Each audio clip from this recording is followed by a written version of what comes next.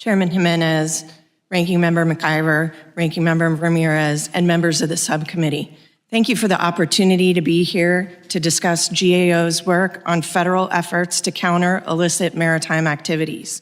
My testimony today focuses on actions that DHS components could take to help ensure U.S. maritime border security. The illegal movement of people, drugs, and weapons into the United States and the criminal organizations that traffic them pose significant threats to national security. Securing the nation's borders is a key part of the Department of Homeland Security's mission.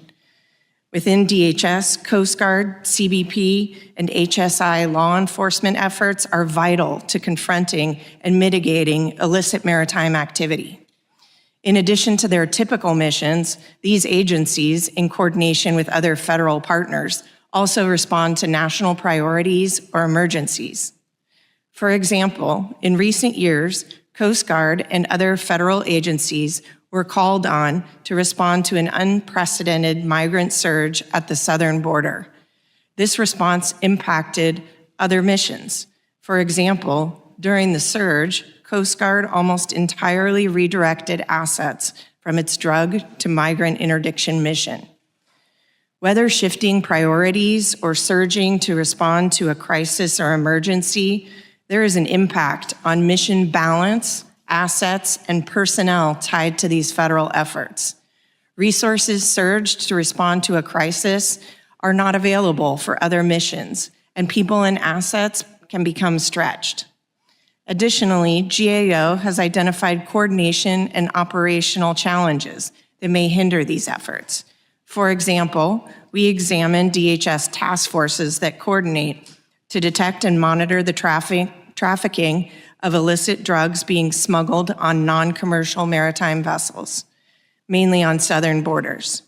Our work in 2019 and 2024 has shown that task forces have not consistently assessed their efforts. This is essential for making decisions about priorities and resource allocations. We have 7 recommendations pertaining to task forces that remain unaddressed. Illicit maritime activities also occur in the Arctic region, including potential conflict with Russia or China, or illegal fishing.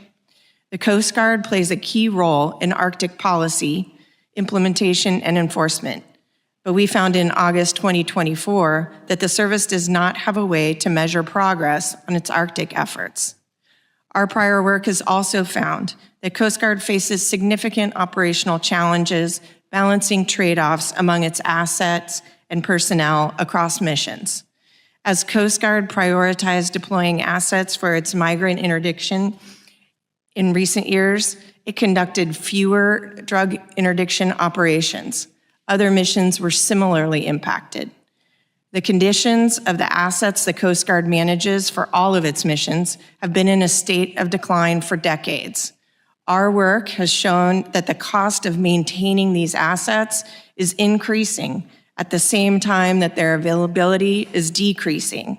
Declining availability of these assets and delays in acquisition of their replacements can affect Coast Guard's ability to conduct missions. Our recommendations address how Coast Guard can better manage asset challenges and acquisition programs for new vessels and aircraft. DHS law enforcement components also face personnel challenges.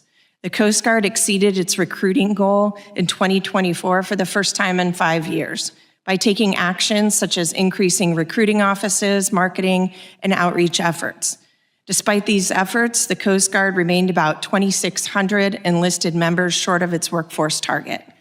CBP has also fallen short of staffing targets for its law enforcement position in recent years. In September 2024, we reported that CBP has taken action to strengthen its recruitment, hiring, and retention efforts.